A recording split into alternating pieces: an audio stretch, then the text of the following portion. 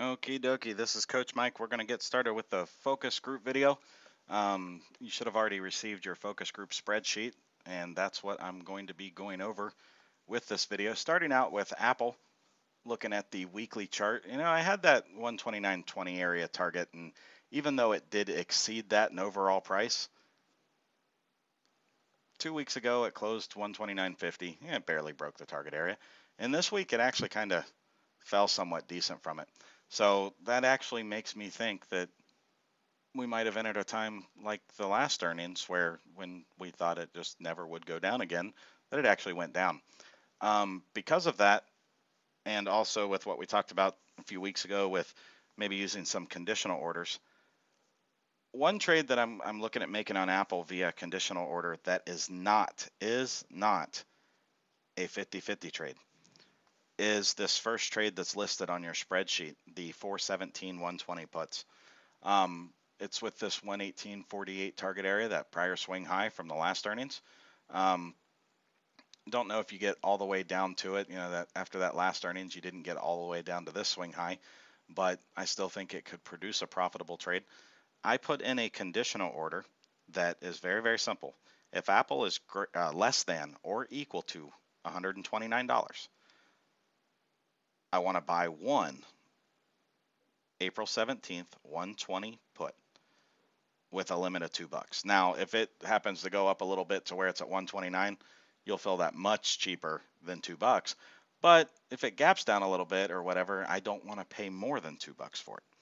I also want that order to cancel if for some reason Apple gaps up to about 130.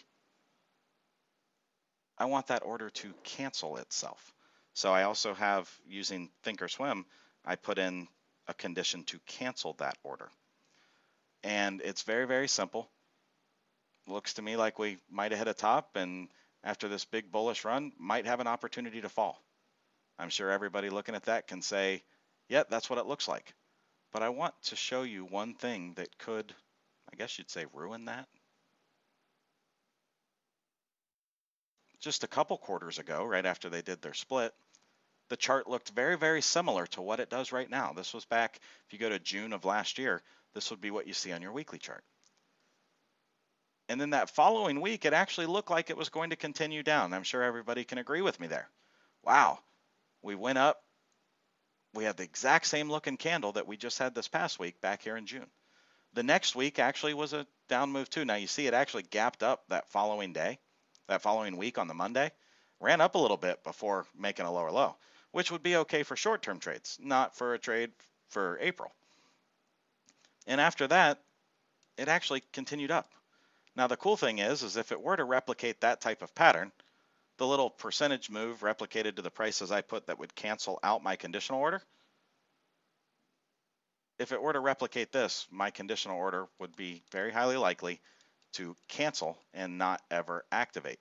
So it would have me not getting into that position. For the weekly chart though, it's very, very simple. I want to use the weekly close of 129.50. That was 2 weeks ago's close of the candle. That's the highest weekly close that Apple's ever had.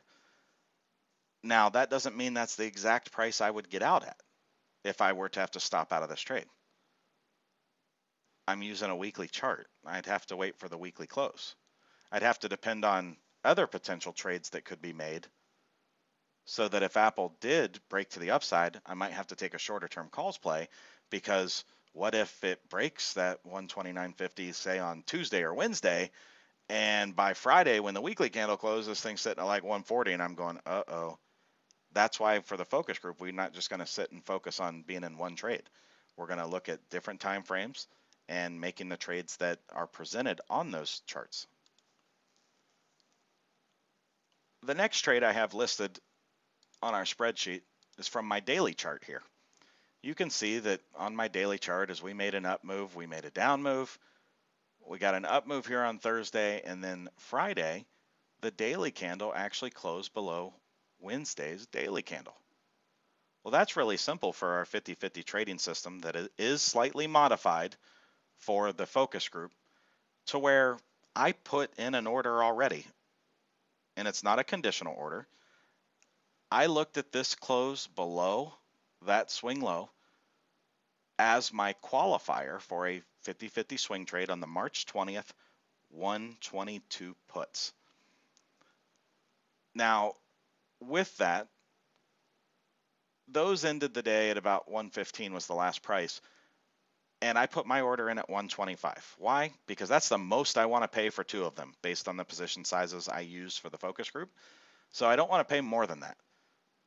But I put it in as a good till canceled limit order with no condition to it because I look at it as this already qualified. So if it gaps up, I just get those cheaper. And I'll just have to watch in the morning to see if I get filled so that I could put my 50-50 sell orders on it. Remember, the 50-50 sell orders would be a trailing stop, good till canceled, for half the contracts at 50% of what you paid. So let's say I got filled at $1 and I'm buying two contracts. I would turn around and put a trailing stop, good till canceled, for one contract at 50 cents. The other contract would be at a 50% gain. So I would sell or set a good till canceled limit order at $1.50 if I filled at $1. But you can do the math with whatever price you might get filled at. So that order is actually already in. I look at that close on Friday as saying it already qualified. Does that guarantee it'll be a winner? No, but it qualified based on the system. So I'm making the trade. And quite simply, where would I take calls if something happened? Well, it'd have to close a day over 130.42. So there's actually a little bit of wiggle room in there. And, if we have that scenario, we'll look to take advantage of it. But right now, the scenario we have is the lower close on our daily. The next trade I have on there is for the potential at the March 13th 123 puts. At this point in time, I was watching this on Friday and I debated maybe taking it Friday when it failed this line right here. And I decided not to because I was like, I don't want the weekend time decay. And we also made a really strong bounce the last time we hit this little green line right here. But I think that if we give up this red line with the value of 127.51 for a 60-minute close, that it won't just be a retest of that green line again, it would be a pullback. Now, even a pullback to this green line, this gap fill point at about 125, would give us the sell for our 50-50 trade. So to keep things very, very simple, I'm not using a conditional order. I'm going to watch this and hopefully, let's say it makes a down move. Hopefully in that first hour of trading, it doesn't make a down move that really dips too much. Because if it does, we might have to scrap the 123s. And if it falls too much, we might then have to wait to see if it closes below this red line, in which case, it might be like the 122s we take. But if it does make a move like that, expect that we'll probably make a trade on it. The other trade I'd be looking at would actually require on the 60-minute chart for us to cross above this 130.41, in which case we'd probably have to look, and I'd hate to look at the 134 calls, but that'd probably be what we'd have to look at. And that's the other 50-50 trade that we'd look to make. Whatever we buy, we'd want to keep the contract price below $1.25, at least for my focus group account. And that's what I'm really looking at for Apple. I think that if the weekly chart continues as it's looking right now, and if the daily chart continues as it's looking right now, then we could be in for a bit of a pullback, and that bit of a pullback could be quite profitable for our focus group accounts and for anybody that's maybe not doing the focus group account but just wants to trade Apple. So I'm actually expecting the volatility to continue in Apple, which makes me think that Coach Gator is going to have another great week in the Apple small group. Going to go over now to Goldman Sachs. Here's my weekly chart, and there's no doubt I'm seeking some revenge on Goldman Sachs. I don't usually trade trend lines. Actually, I don't ever trade the trend lines on Goldman Sachs. I just have this up here as kind of a visual aid.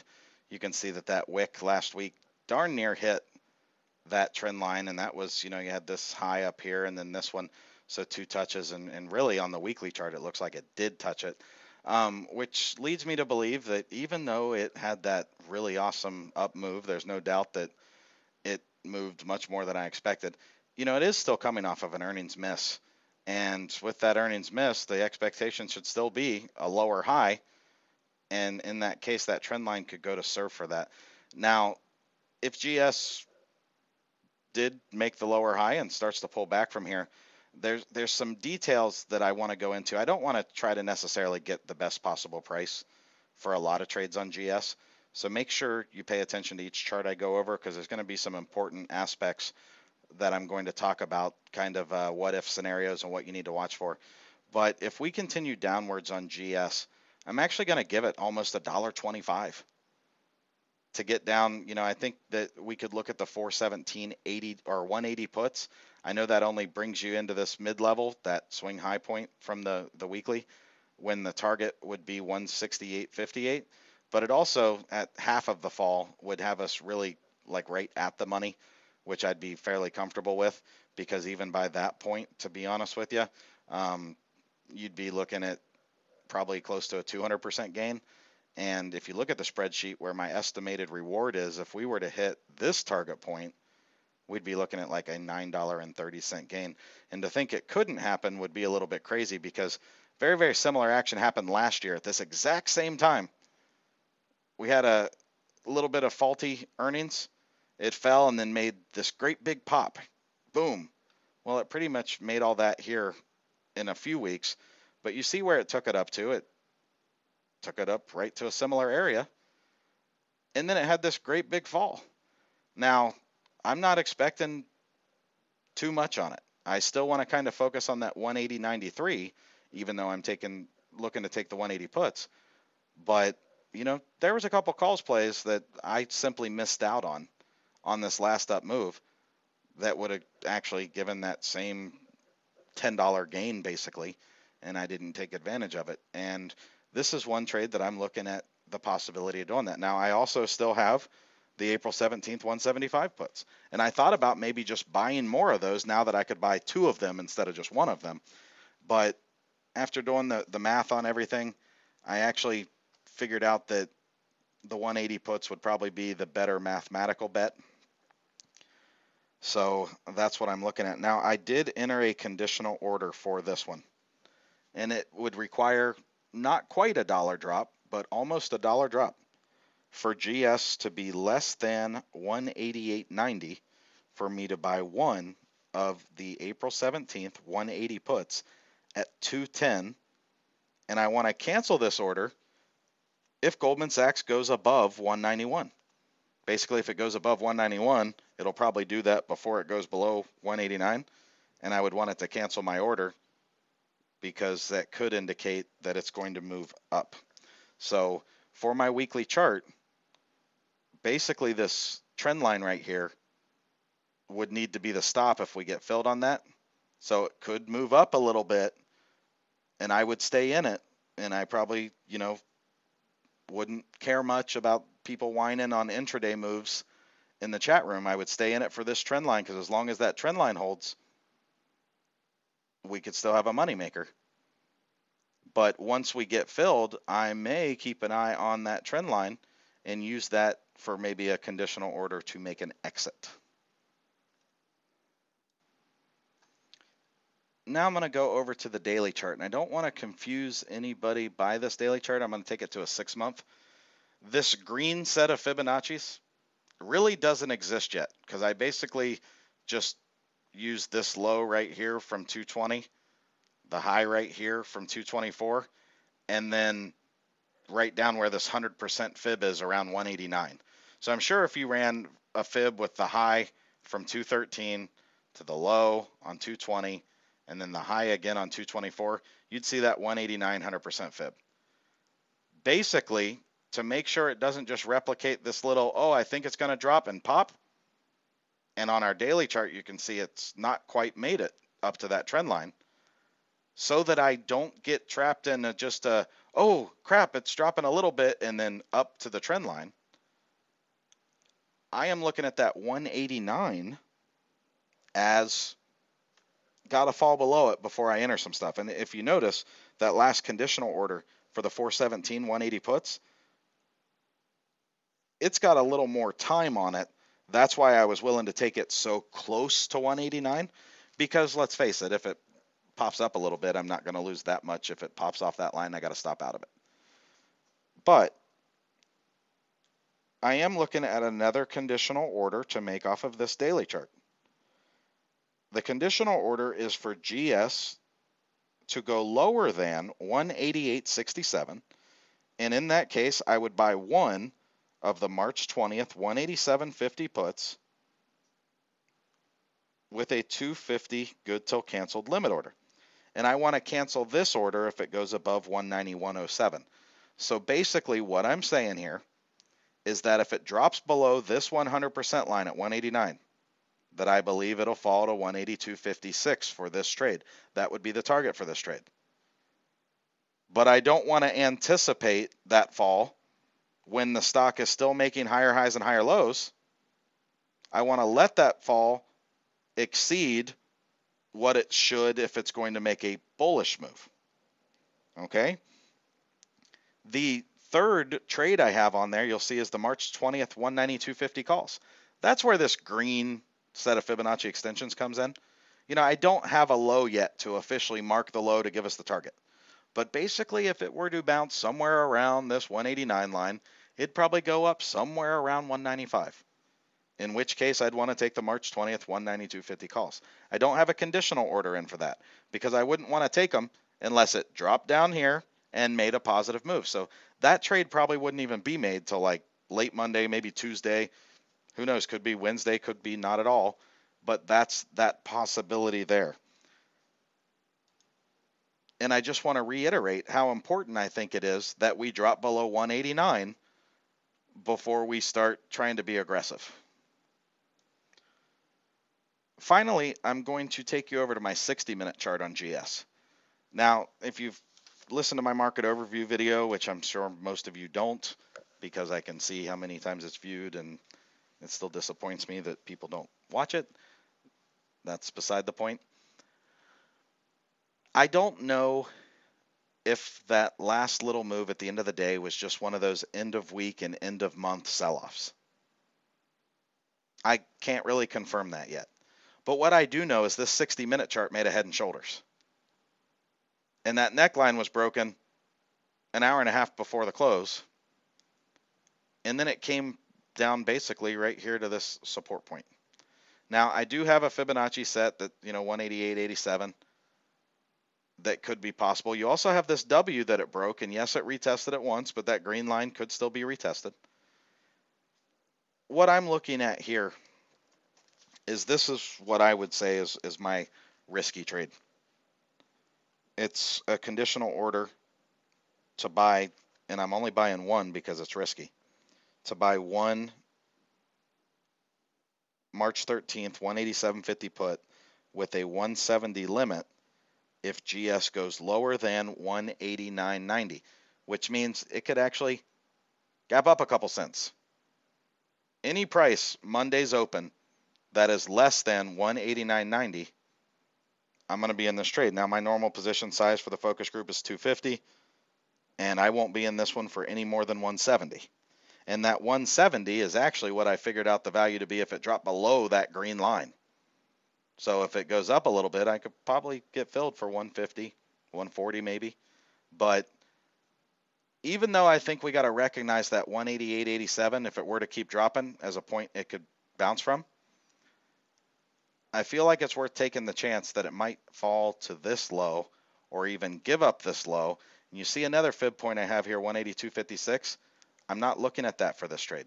If you guys remember, it was about a month and a half ago now, we actually had a head and shoulders set up on the 60-minute chart of Goldman Sachs after buying some puts the week before and not being happy with them for an entire week. The end of the week closed with this almost identical head and shoulders pattern.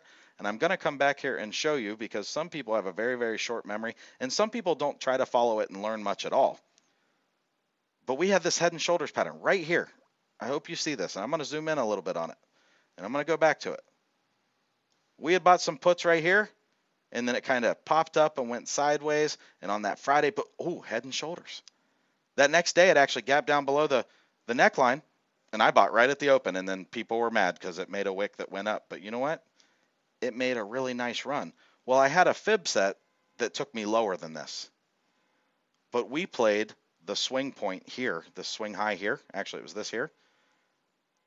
And we played off of this here, this gap up open. And we sold right here. It kind of came down and this next candle went green. We sold one of our trades right here. And then you can see, well, the very next candle drops down. Well, we had another puts play for that. But it was a very, very similar scenario to what we've got right now. And it resulted in the same type of trade that I'm talking about right now, where, you know, at first, if it made that next little drop, I ignored one of my fib points, but I also ignored the secondary fib target, and I would want to sell right here at this swing high point. The reason I would want to do that is because, let's face it, the spreads on Goldman Sachs options, they are easy to sell, or easier to sell when when the stock is moving in the direction you're trading for. Which means if I sell at this 184.24 and it keeps going lower, I'm going to get a much better sell than if I let it bounce and come up and go, oh shoot, I should have sold that. And also, if you remember, there's two other conditional orders that would be filled that I wouldn't be selling at this point. And if it bounced here and my bids were to decrease with the spreads that GS has, I would rather it decrease on 2 when I'm already going to take realized gains on 1 than have it do it with 3 of them, especially when the one I'd want to get rid of is my short-term play. So that's what I'm looking at here for GS, is to see if on this head and shoulders we get a drop that bounces off of the swing high point. And even if it doesn't bounce off of it and it keeps falling, I just want to take the profits on it right there. The reason is if it does go a little bit lower, I think that just like that last head and shoulders, and we'll go back to it one more time. Go back one more time. Just like when it made this drop and it looked like it was going to fall, and then it dead cat bounced on us. That's actually what that was. It was a dead cat bounce. And it only took, this was a one-day move, and it gapped up the next day. And I took puts again, actually, that day on the second 1 hour candle. Well, for that to be able to happen, I've got to have my funds settle. So that means I want to sell the first time that looks reasonable, where there's a good profit, could be the swing high point. Even if it drops lower, I'd want to make sure my funds were settled for if it ran again, gave me the dead cat bounce, so my funds were settled for the entry the next day. And that's what I'd want to look at. So that's why I'm not going to try to be greedy on that shorter term play. I'm going to try to set my broker alert. And actually, I might even, if I get filled on it early Monday, I might put a conditional order in that if it hits 184.27, and I'll figure out the math once the market opens tomorrow to give us that trade and see what we can do on it. So anyway, it is quite possible that our focus group really gives us some good movement for us to trade this week. But it's also quite possible, and I want to reiterate this and stress this a lot, that end of the day sell-off move that we saw like on Apple and on Goldman Sachs and on just about every other stock could have just been because it was Friday and it was the last day of a month, which commonly gets a little bit of a sell-off. You can see that all it's basically done is come back real close to this W retest point. We want to see that point break. If that point breaks, then we've got a trade. If this line breaks right here, then we've got more trades, all of which are pretty much outlined with our conditional orders. I look forward to trading with you guys this week. I'll see you in the chat room all week long. And don't forget our weekly webinar Tuesday night, 7:30 p.m. Eastern Time.